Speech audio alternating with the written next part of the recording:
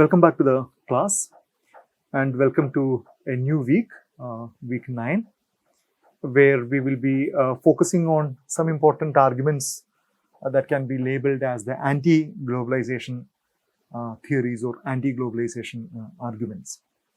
So we know that right from the beginning till the 8th week, we have been discussing a series of important scholars and their arguments, basically sociological arguments about the fundamental transformations taking place in our contemporary world as a part of the process of globalization.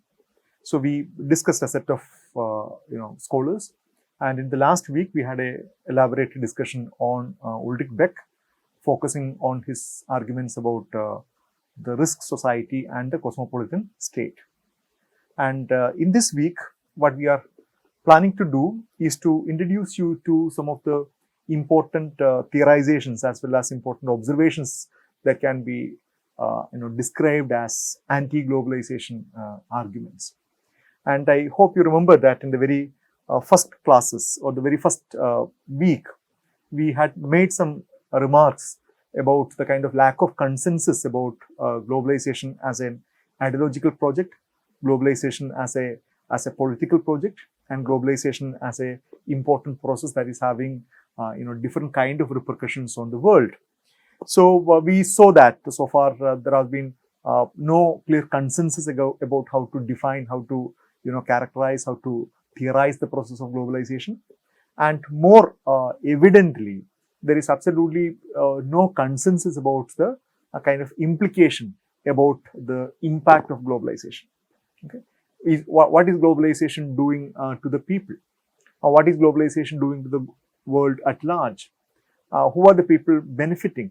And who are the people who are at loss? Who are the people who are at the receiving end of globalization? And these concerns get translated into the questions of what should be the kind of a political position about globalization. Is it something that we need to accept with our stretched arms?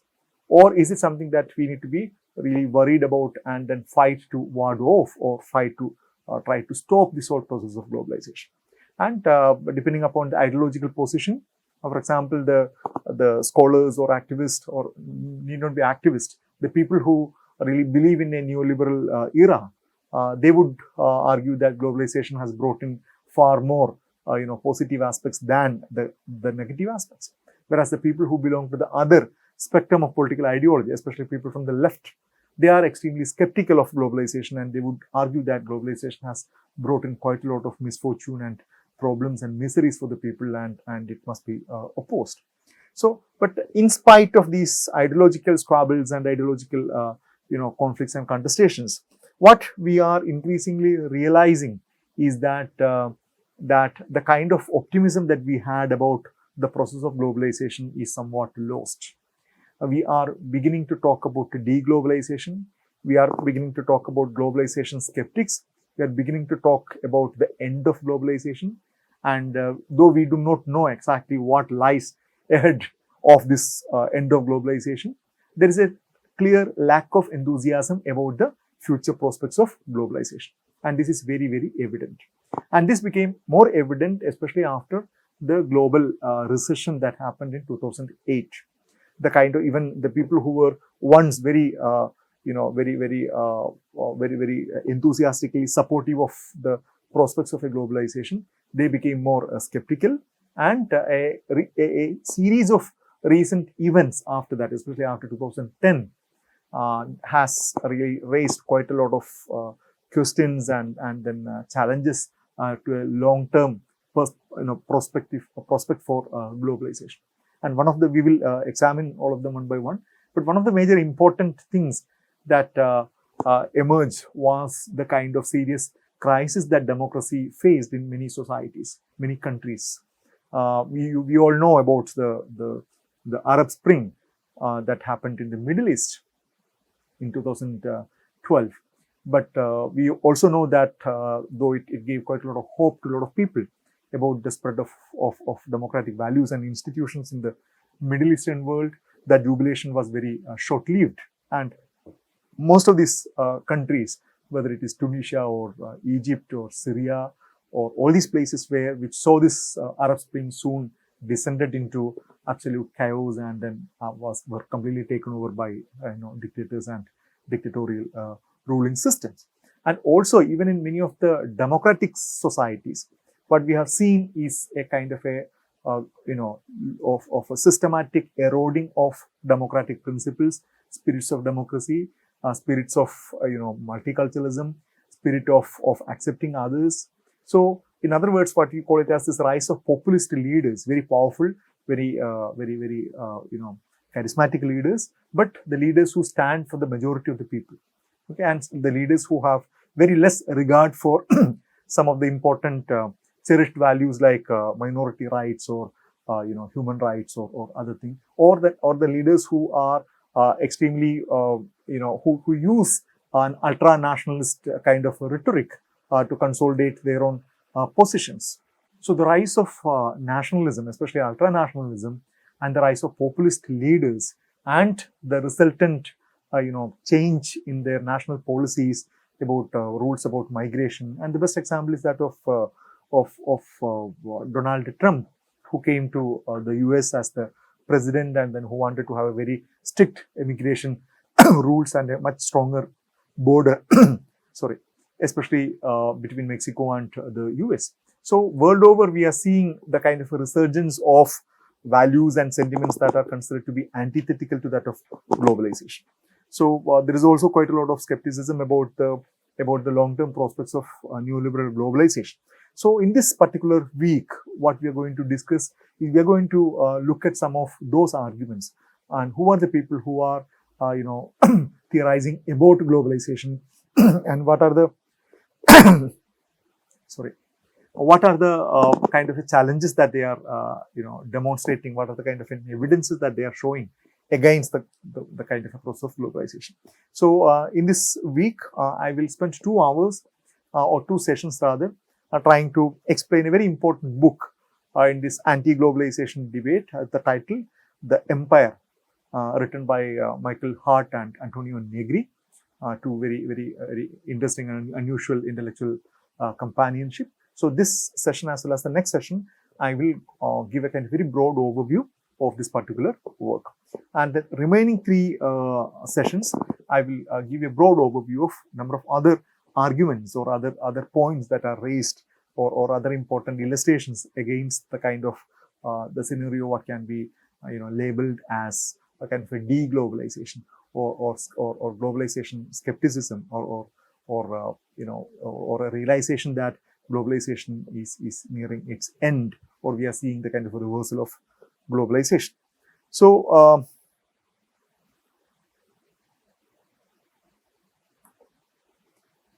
so there are, as I mentioned, there are different intellectual and political positions on globalization. We discussed it in the very first week, from Marxian to neo-Marxian to neoliberal to liberal, a host of different intellectual and political positions, and these two are very closely connected because most often your political position is derived from your intellectual position. At the same time, your intellectual position is absolutely not free from the kind of political ideologies around which with which one really works with. Now, this particular work titled The Empire, published in 2000, which they started working maybe some 4 or 5 years before that, but this became maybe one of the most influential works.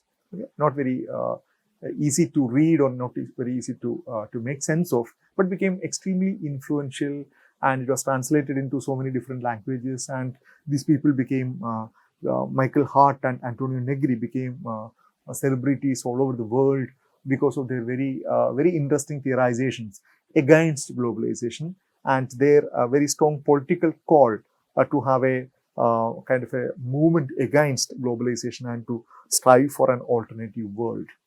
And we know that this whole anti-globalization movements, especially something called as World Social Forum, they used to have their meetings in different parts of the world. So that used to be a conglomeration of different civil society organizations across the world, and they had conducted major World Social Forum meetings across the globe there were demonstrations and campaigns in front of IMF and World Bank and in Seattle, a host of other places. So during 1990s and 2000, you had seen quite a lot of very vociferous, campaigns by a wide array of organizations representing different sections of people, starting with agriculturalists, small traders, to indigenous people, to women, to minorities, to a host of people. So for most of these people, these two names, Michael Hart and Antonio Negri, became a very influential name because they found that their arguments are really are very, very important. And Michael Hart is from US, while Negri is from Italy. And it's a very interesting intellectual companionship. Negri is elder to Michael Hart by at least 27 years. So they met in France, and then they started working together, and then that's how they came up with this particular book, and then another book on the multitude in 2004. And Negri had a very active political life, and where he was very closely associated with the left radical group, and he was also accused accused in a murder case against some of the one of the political leaders in Italy, and then he was imprisoned for a long time. And he wrote this book with Michael Hart when he was still in the prison, and later he came out and then moved to France, and then he worked there as a professor. So it's a post-Marxian position of critique of globalization and its rejection. So unlike many other scholars like Giddens or Beck or other, of course Beck is very much kind of welcoming the whole process of globalization, but unlike quite a lot of other scholars who are equivocal about what should be the kind of political position, these two scholars are absolutely clear in their political position against about globalization. They say that globalization is bad. Okay, it must be rejected. It must be stopped, and it must be rejected. So their argument is not only a nuanced or very elaborate, theoretically sound analysis about what globalization is, but it also comes with a very strong political project of stopping the globalization and then taking this whole world order into something else. And also, they, especially in the second work, they call for a clear political movement around the whole idea of multitudes. And this is a very interesting concept which we will elaborate. We'll look at it more elaborately after some time. So this is an overall broad overview of these two scholars and the work Empire. And I am again depending upon this Andrew Jones' work on the key thinkers of globalization, the textbook that is mentioned for this course, because otherwise summarizing the whole book of Empire and then other book on multitude become too difficult for you. So this thesis, the Empire thesis, the overall argument, though Hart and Negri belong to Marxist school, so these scholars were heavily influenced by the dominant intellectual influence of their times, of say 80s and 90s, especially 90s, where they were very heavily influenced by post-structuralist theories of Foucault and Derrida, Deleuze and Guattari, and especially their theorizations on power and biopower, genealogical approach. These two are heavily influenced by Foucault. At the same time, they also combined their Gramscian Marxism, kind of neo-Marxism put forward by Antonio Gramsci. So it's a very curious combination.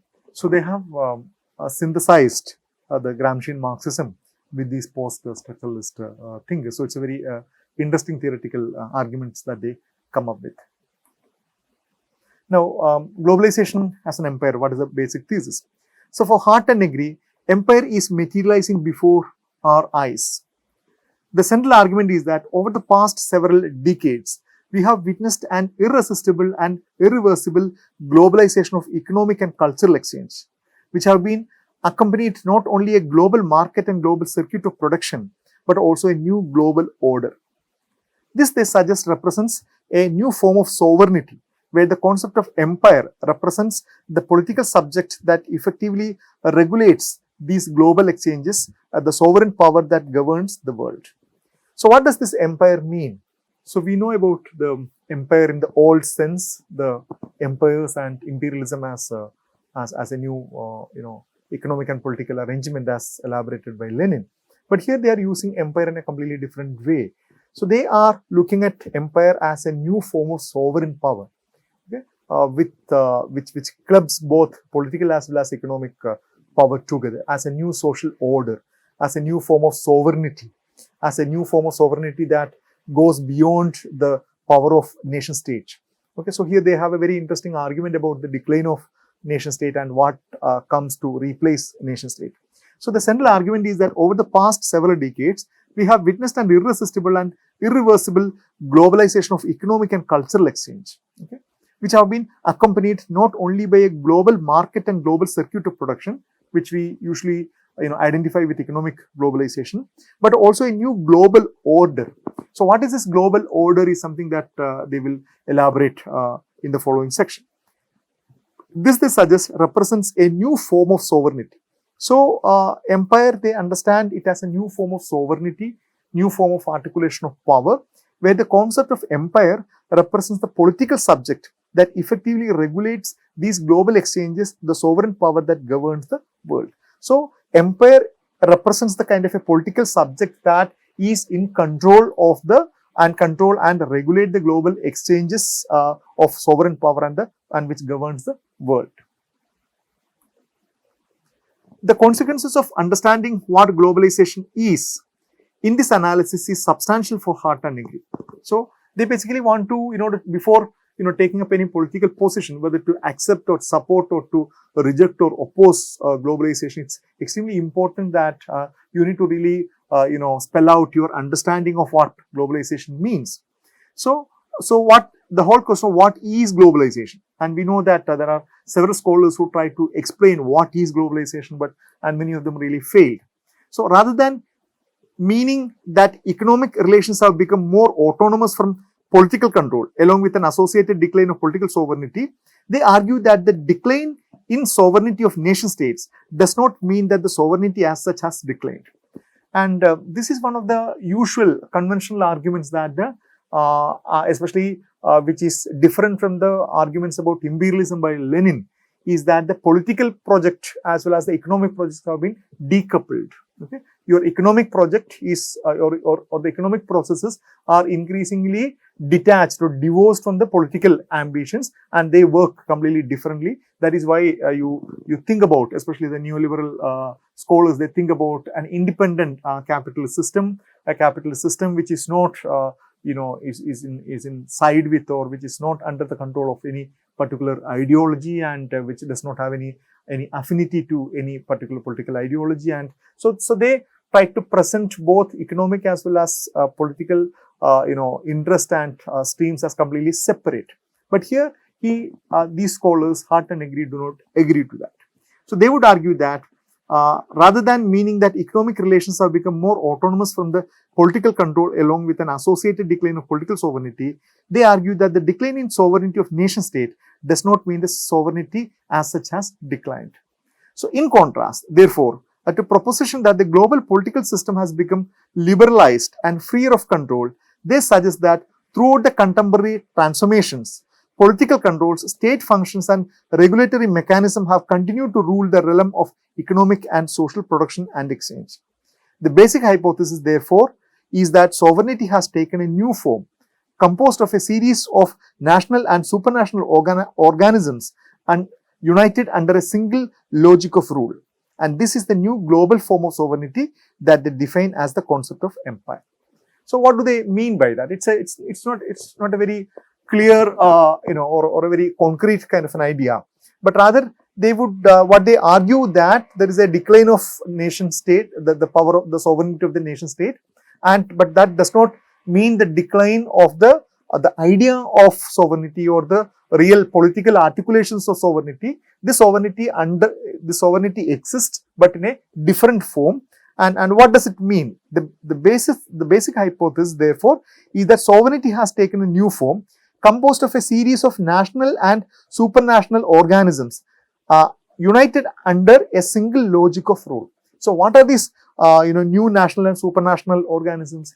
They talk about IMF, they talk about United Nations, they talk about World Bank, and a host of other similar kind of other conventions and ILO and a number of other GATT and number of other things, which they argue have which united under a single logic of rule.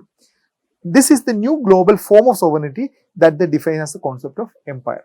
So, it's a very not a very concrete description of what do they mean by this idea of sovereignty, but it presents as if it's a completely new form of political control coming along with the forms of economic activities. So there are three important propositions. One is that the empire has no boundary and it has completely taken over the whole civilized world. So this again completely moves beyond our conventional understanding of the limit of an empire. For example, if you think about a conventional empire like British Empire or a French Empire, they had very distinct geographical boundaries or geographical points of segregation. But here they argue that this particular sovereignty characterized as empire, it has no boundary as such. It doesn't really work along with the conventional geographical boundaries. Rather, it has completely taken over the whole of civilized world. And secondly, it presents itself as an order that suspends history and thereby fixes the existing state of affairs for eternity. And this is another very tall, far-fetched claim that they make sense of. So they do not consider this as yet another turn in the history and which will be over so that a new turn will come. They don't agree with that argument. Rather, they argue that this is fundamentally, this suspends history and thereby fixes the existing state of affairs for eternity. So this, they argue, is a very unprecedented form of historical change, which will significantly change the future because it's going to fix it as for eternity. And the third point is that the empire manages everything from economy to the very nature of human beings. So here, the way in which empire works, again in a characteristically different way in comparison with the older forms of empire or imperialism worked, where it mostly confined only to the realm of economy or polity. Here they argue that the empire works even not only through economy and polity, but even through the very human being, human nature, human body, human population. So that's where we come across the argument of Foucault and others, Deleuze especially, when they talk about the biopower and society of control, which we will discuss later. So a key geographical source of this empire is that the spatial division of three worlds, that first, second and third, have been scrambled so that we continually find the first world in the third in the first, and the second almost nowhere at all. And this is again a very problematic for me, at least personally. It's a problematic assumption, which they say that this conventional distinction between first, second and third world, or the developed societies, developing and underdeveloped societies, these are completely scrambled and they no longer exist, because you can see the first world in third world. Maybe true that some of the very affluent places in the third world resemble first world, and also you will find the third world in the first world. Wallerstein's core, semi-periphery and periphery have been swept away in this view. And we know that Immanuel Wallerstein's very powerful argument about how colonialism and capitalist expansion happened through the transfer of capital from the semi-periphery, from the periphery through the semi-periphery to the core. So that kind of a spatial argument, they say, is no longer valid. This is a world defined not by old territorial borders, but rather by new and complex regimes of differentiation and homogenization, deterritorialization and reterritorialization. So according to them, in this new era of empire, the old geographical scales or old geographical schema no longer holds any good. It's a completely new story of deterritorialization and re-territorialization. Territories have been completely scrambled, they have been completely disturbed, and they have been ordered into new entities. Importantly, Hart and Negri argue that this globalization as empire cannot be understood as Americanization or new era of American imperialism. A very, very important point, because this used to be one of the very conventional left slogans of the left political parties, that it's pan-Americanism or Coca-Colaization that is happening, as if the America is getting perpetuated or represented or replicated across the place. Rather, they suggest that the US does not, and indeed no nation state can today form the center of an imperialist project. Again, a very important argument that you cannot understand the contemporary empire project as if it is driven by a single nation. Okay, so it's something similar to the argument of Anthony Giddens, where he says that it's a runaway world, it is gone out of your own control and it works on its own logic. So here, no country can claim to represent or can claim to be the driver of this whole process. Old-fashioned imperialism is over. Empire as globalization, thus understood, has succeeded in producing a fundamentally new form of rule and a new world order where industrial modernization has been supplanted by a postmodern form of capitalism. So all embracing that capitalism has become a world. So that's a very important argument. So it is not the age-old forms of imperialism, but it is a postmodern form of capitalism, so that it become it's an all-embracing capitalism, and capitalism has become a world. So how they argue this a more postmodern logic of capitalism has become so pervasive, so that there is nothing that is untouched by this whole system.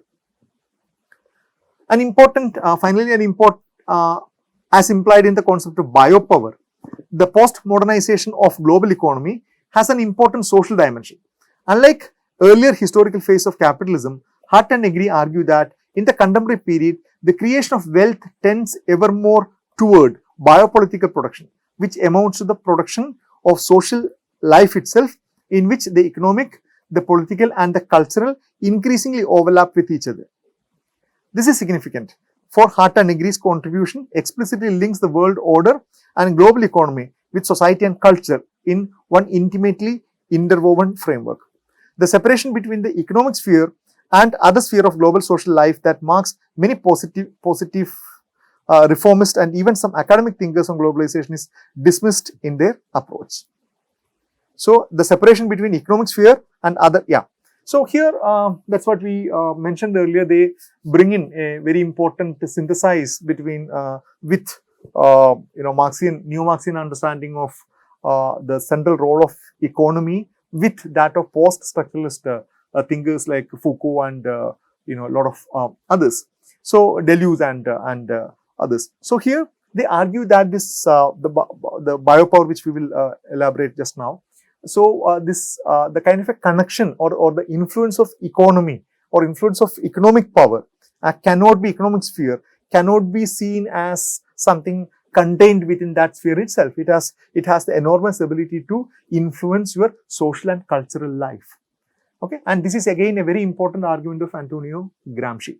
And you know that those who are familiar with his ideas about hegemony and his definition of power would realize that you cannot think of your cultural sphere as or social sphere as something that is completely disconnected with the larger economic argument. Even Marx makes a similar kind of argument. But here the arguments of Foucault and Deleuze are much more focused on the production of subjects, production of corporeal body, production of population, production of how human beings are, how human beings behave, how they are groomed, how they are actually grow up, and how this social life is controlled, intensely controlled by larger power relations.